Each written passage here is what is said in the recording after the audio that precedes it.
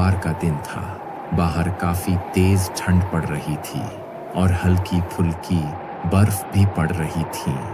उसी गांव में रामपाल नाम का एक आदमी रहा करता था। उसके घर उसका पोता छुट्टियां बिताने के लिए आया था। रोहन बेटे, चलो सो जाओ। नहीं माँ, मैं आपके लग नहीं सोऊंगा। मैं नाना के लग जा रहा हूँ सोने। रोहन अपने नाना के पास जाता है।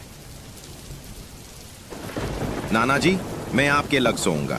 नहीं बेटे, तुम जाओ अपने माँ के पास, सो जाओ। नहीं नाना जी, मैं आपके लग ही सोऊंगा। रोहन के बार बार कहने पर रामपाल मान जाता है। ठीक है मेरे पोते, तुम आज मेरे ही लग सो जाओ। नाना जी, आप एक दरवानी कहानी सुनाइए ना। नहीं रोहन, तुम आराम से सो जाओ। नहीं नाना जी, जब तक आप मुझे कहानी नहीं सुनाओ तब तक मैं नहीं सोऊंगा।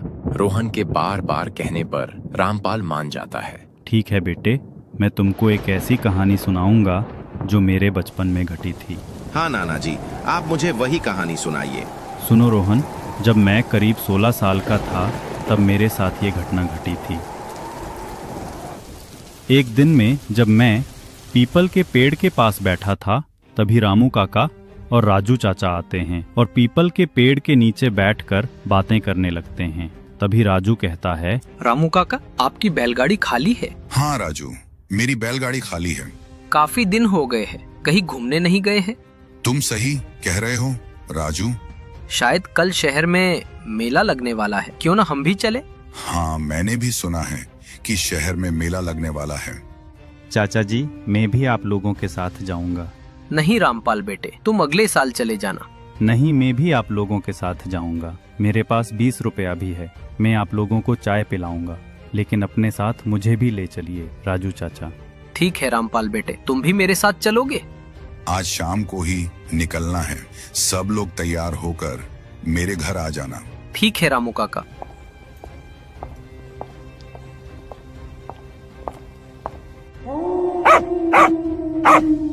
जब शाम होता है तब राजू और रामपाल दोनों लोग रामू के घर आते हैं। तुम लोग इतना लेट क्यों कर दिए? मैं तुम लोगों का कब से इंतजार कर रहा हूँ। चलो सब लोग अपना अपना सामान बैलगाड़ी में रख लो और तुम लोग भी बैलगाड़ी में आराम से बैठ जाओ। राजू और रामपाल आराम से बैलगाड़ी में बैठ जाते हैं और रामू अपनी बैलगाड़ी लेकर रवाना हो जाता है। लेकिन कहते हैं ना, जब कभी घर से बाहर निकले तो एक चम्मच दही खा लेनी चाहिए, जिससे आप पर कोई संकट नहीं आएगा। चलते चलते वह लोग शहर में पहुंच गए, लेकिन कुछ देर चलने पर उन्हें एक पुलिस मिलता है। रुको, कहाँ जा रहे हो इतनी रात को? रामू बैलगाड़ी से उतरकर पुलिस के पास जाता है। साहब, मैं मेला देखने जा रहा हूँ पास के शहर में। नहीं जानते हो क्या, यह रास्ता बंद है क्योंकि आगे का पुल टूट चुका है।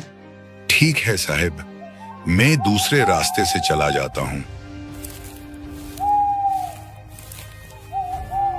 रामू बैलगाड़ी को घुमाकर पीछे की तरफ जाने लगता है।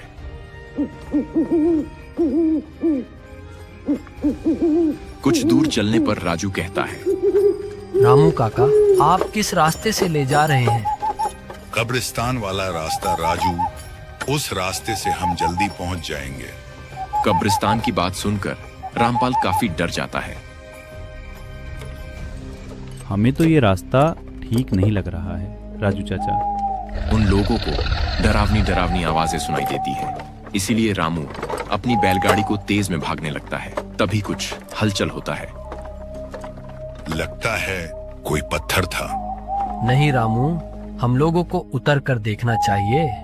हाँ, तुम सही कह रहे हो। वह तीनों लोग उतरकर उसको देखते हैं और देखकर तीनों काफी डर जाते हैं। ये तो काली बिल्ली है, लगता है कुछ संकट आने वाला है।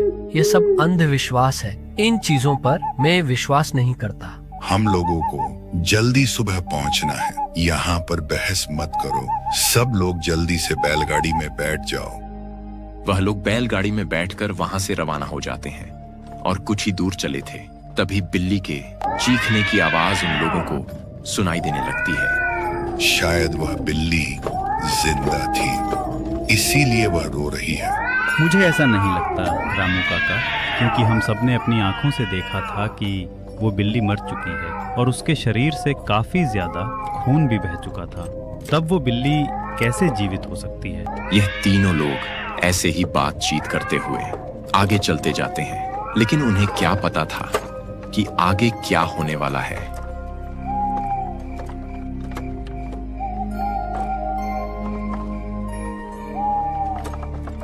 सुनो तुम सब, जिसको हल्का होना है वह हल्का होकर वापस बैलगाड़ी में आ जाए। मुझे तो बहुत जोर की लगी थी। रामू काका, आपने सही वक्त पर बैलगाड़ी रोक दी। हाँ रामपाल बेटे, क्योंकि आगे अब यह बैलगाड़ी कहीं नहीं रुकेगी, क्योंकि आगे कब्रिस्तान है। वह तीनों बैलगाड़ी से उतरकर पास के झाड़ियों में जाने लगते हैं और रामपाल पेड़ के पास जाता है और पहुंचकर जैसे पेशाब करने जाता है, तभी उसको एक औरत दिखाई देती है। रामपाल काफी डर जाता है और चुपके से राजू और रामपाल के पास जाता है।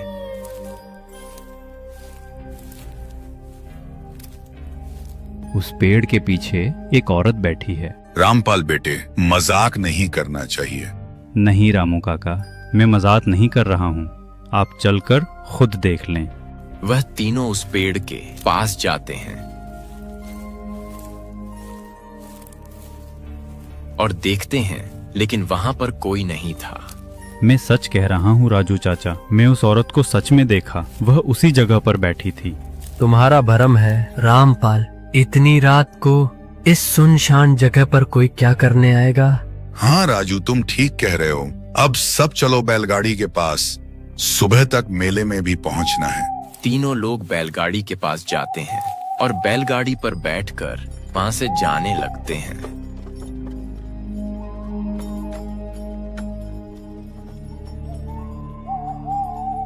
चलते चलते वह लोग कब्रिस्तान वाले रास्ते पर पहुंच जाते हैं। राजू चाचा, अभी मेला कितनी दूर और है? ज्यादा दूर नहीं रामपाल, सिर्फ यही रास्ता पार करने के बाद हम शहर में पहुंच जाएंगे।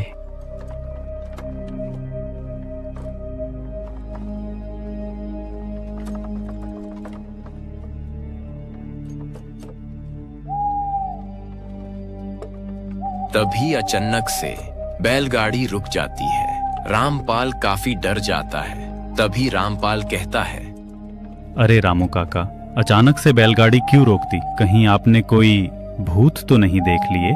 नहीं रामपाल बेटे, आगे किसी बड़े जानवर का कंकाल है, हमें चलकर रास्ते से हटाना होगा, तभी हम आगे जा पाएंगे। हाँ चलो, हम सब मिलकर जल्दी से उस कंकाल को हटाएं। वह तीनों लोग बैलगाड़ी से उतरकर पर जाते हैं। यह तो ताजा जानवर की हड्डी है, शायद यह जानवर फिलहाल में मारा होगा। इसको कोई ऐसा जानवर ने खाया है जो एक बूंद खून तक नहीं छोड़ा है। ऐसा कौन सा जानवर हो सकता है जो ऐसा काम कर सकता हो? मुझे तो किसी भूत का काम लगता है। ज्यादा बकवास करने से अच्छा है इस कंकाल को पहले यहाँ से हटाया जाए। वह तीनों किसी तरह से उस कंकाल को हटाकर दूसरी तरफ कर देते हैं। अब चलो जल्दी से बैलगाड़ी के पास। लोग बैलगाड़ी के पास जाते हैं। कुछ देख लेते हैं कि उनकी सांसें अटक जाती है, क्योंकि उनका बैल गायब हो चुका था, जैसे कोई उनका बैल खा चुका हो। ये किसने किया राजू? आखिर कौन सा जानवर इन लोगों को खा गया?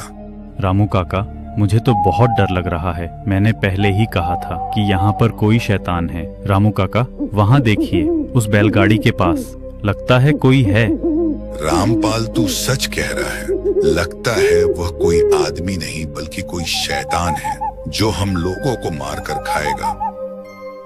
वह लोग वहाँ से भागने लगते हैं, लेकिन कुछ ही दूर चले ही थे, तभी उनको किसी औरत के रोने की आवाज सुनाई देती है। वह तीनों वहीं रुक जाते हैं। लगता है वह शैतान किसी औरत को भी पकड़ लिया है। हमें उसे बचना चाहिए। हाँ, तुम सही कह रहे हो। रामू काका और राजू चाचा, आप लोग अपने प्राण को पहले बचाओ। वह दोनों रामपाल की बात नहीं मानते हैं और बचाने चले जाते हैं, लेकिन रामपाल नहीं जाता है। वे रही औरत, जल्दी चलो उसके पास। बहन जी, जल्दी से हम लोगों के साथ चलिए, नहीं तो वह शैतान फिर से आ जाएगा। तभी वह खड़ी हो जाती है और बिना बोले उनके साथ जाने लगती है। लेकिन इन लोगों को क्या पता था कि वह एक आदमखोर चुड़ैल है। इधर रामपाल डरकर एक पेड़ के पीछे छिप जाता है और सुबह भी होने वाला था।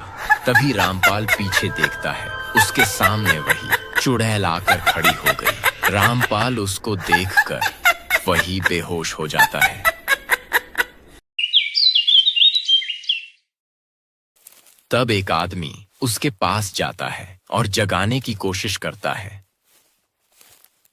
बचाओ, मुझे बचाओ। तुम ठीक हो, अब मत डरो। तुम कौन हो? मेरा नाम विशाल है। तुम मेरे खेत में बेहोश पड़े थे, इसलिए तुमको देखा तो तुम्हारे लग चला आया। लेकिन तुम यहाँ पर कैसे आए? मेरे काका और राजू चाचा किधर है? मुझे नहीं पता तुम क्या कह रहे हो। रामपाल विशाल को सारी बात बताता है।